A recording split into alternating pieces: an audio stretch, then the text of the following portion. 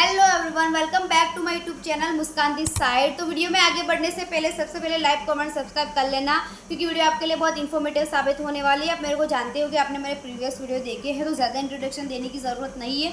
तो बिना आपका टाइम वेस्ट किए हम जाते हैं टॉपिक पे। तो आज का टॉपिक क्या है, आपने टाइटल पढ़ ही लिया होगा कि आज का जो हमारा टॉपिक है कि कौन कौन सी मिस्टेक है जो हमें अवॉइड करनी चाहिए एफिलिएट मार्केटिंग में ग्रो होने के लिए। ठीक है, आप में से काफ़ी सारे ऐसे पर्सन हैं जो भाई अलग अलग प्लेटफॉर्म पे एफिलिएट मार्केटिंग कर रहे होते हैं, बट कुछ ना कुछ मिस्टेक होती है जो करते हैं जिनके कारण वो ग्रो नहीं कर पाते। तो आज मैं आपको बताऊंगी कौन कौन सी मिस्टेक है जो आपको अवॉइड करनी चाहिए, यानी कि वो मिस्टेक नहीं करोगे तो आप ग्रो कर पाओगे। तो वीडियो में एंड तक बने रहना, बिकॉज वीडियो आपके लिए बहुत इन्फॉर्मेटिव साबित होने वाली है। तो मैं आपको आज को डीप में बताने वाली हूँ कि कौन कौन सी मिस्टेक है जो आपको इस फील्ड में नहीं करनी चाहिए। ठीक है, ये मिस्टेक आप नहीं करोगे तो आप 100% इसमें ग्रो होगे। ठीक है, तो सिंपल सी बात है, पहली हमारी मिस्टेक ये है जो आपको अवॉइड करनी है, ओनली सेल्स फोकस्ड माइंडसेट। यानी कि आपका माइंडसेट ओनली सेल करने का ही होता है, लीड का ट्रस्ट बिल्ड करने का नहीं होता, लीड के साथ रिलेशन बिल्ड करना नहीं होता।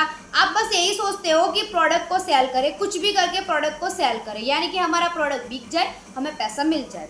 आपका माइंडसेट इस टाइप का होता है जिसके कारण ना तो आपकी प्रोडक्ट बिकती है ना तो आपको पैसा मिलता है। तो आपको ओनली सेल्स फोकस्ड माइंडसेट नहीं रखना है, यानी कि आपका माइंडसेट ऐसा होना चाहिए कैसे उस पर्सन के साथ मैं कनेक्ट हूँ, कैसे उस पर्सन के साथ मैं रिलेशन को बिल्ड करूँ, कैसे उसको एज अ फैमिली बिहेव करके उसकी हेल्प कर सकूँ। सबसे पहले आपका माइंडसेट ये होना चाहिए कि कैसे मैं उसकी हेल्प कर सकता हूँ, कर सकती हूँ। अगर आपका माइंडसेट ऐसा है तो 100% इसमें ग्रो कर सकते हो। सेकंड है हमारा फैक्ट प्रॉमिस करना। काफ़ी सारे लोग ऐसे होते हैं जो फैक्ट प्रॉमिस करते हैं अपनी लीड को, बोलते हैं कि भाई आप इस बिज़नेस को ज्वाइन करोगे तो आपको इतनी बड़ी गाड़ी आ जाएंगी, बंगला आ जाएगा, इतने लाख आ जाए, वो आ जाएगा। तो ये चीज़ आपको बिल्कुल भी नहीं करनी है। आपको जो ओरल चीज़ है वही बतानी है कि भाई देख, अगर तू इस बिज़नेस में आएगा, सबसे पहले तेरे को सीखना पड़ेगा, सबसे पहले तेरे को इतने महीने मेहनत लगेगी, इतनी मीटिंग्स को तेरे को अटेंड करना पड़ेगा, ये चीज़ें तेरे को करनी पड़ेंगी, देन उसके बाद तेरी अर्निंग होगी। ऐसे फैक्ट प्रॉमिस नहीं करनी है कि भाई आज तो बिजनेस में ज्वाइन हो गया, कल तेरी अर्निंग होगी, बड़ी बड़ी गाड़ी आ जाएंगी, थार आ जाएंगी, ये आ जाएगी, वो आ जाएंगी। हालांकि ऐसा कुछ नहीं होता भाई, बिना मेहनत के किसी को की 1 रुपये भी नहीं मिलता। तो आपको किसी को फैक्ट प्रॉमिस नहीं करना है कि भाई अगर तू मेरे साथ बिजनेस को स्टार्ट करता है तो कल ही तेरी सेल्स क्लोज हो जाएंगी, कल से तेरी अर्निंग हो जाएंगी। ठीक है, कल से तेरे को पैसा आने लग जाएगा।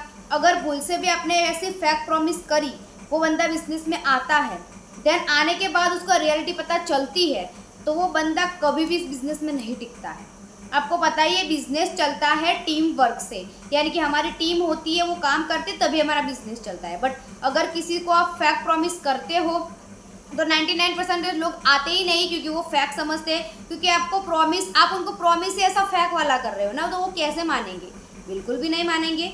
तो आपको बिल्कुल फेक वाला प्रॉमिस नहीं करना है, आपके बिजनेस में जो ओरल चीज़ें हैं वो उनको बतानी है। तीसरा है हमारा मोस्ट इंपॉर्टेंट है, दैट्स कॉल्ड रॉन्ग प्रोडक्ट को चूज करना। काफ़ी सारे पर्सन ऐसे होते हैं जो प्रोडक्ट वही चूज करते हैं जो उनको यूजेबल नहीं होती है। मान लो कि मैं स्टूडेंट हूँ तो मेरे को वो प्रोडक्ट यूजेबल होती है जो मुझे कुछ सिखाए, उससे मुझे कुछ सीखने को मिले, वो मेरे लिए यूजेबल हो।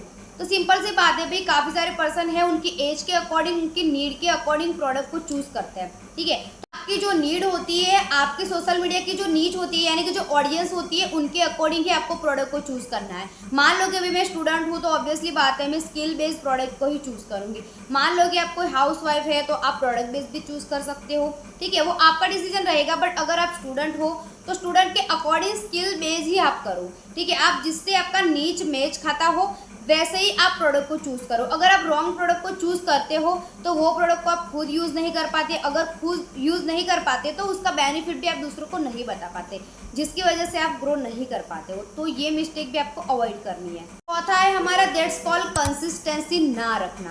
काफ़ी सारे पर्सन का यही मेन प्रॉब्लम होता है भाई, वो बिजनेस में आते हैं, एक दिन काम करते हैं, एक दिन नहीं करते हैं, फिर पता नहीं उनको क्या हो जाता है, फिर बोलते हैं हमें तो पैसा चाहिए। कैसे आएगा भाई? हर एक चीज़ में मेहनत और कंसिस्टेंसी चाहिए। हर एक चीज़ मेहनत और कंसिस्टेंसी मांगती है। मान लो कि स्कूल में जाते हो तो 12 मंथ तक कंसिस्टेंसी के साथ पढ़ते हो, देन उसके बाद एक दिन रिजल्ट मिलता है। कोई जॉब करते हो तो 30 डेज तक कंसिस्टेंसी के साथ 9 to 5 काम करते हो, देन उसके बाद सैलरी मिलती है। तो उसमें ये फील्ड में आप कैसे सोच सकते हो कि भाई मुझे कंसिस्टेंसी ना रखूँ, मैं काम ना करूँ और मुझे पैसे मिल जाएंगे? अगर इस फील्ड में आए हो तो आपकी कंसिस्टेंसी मस्ट होनी चाहिए, यानी कि एक चीज़ भी मिस आउट नहीं होनी चाहिए। इस फील्ड में जो जो चीज़ें इंपॉर्टेंट हैं वो एक दिन भी आपको मिस आउट नहीं होनी चाहिए।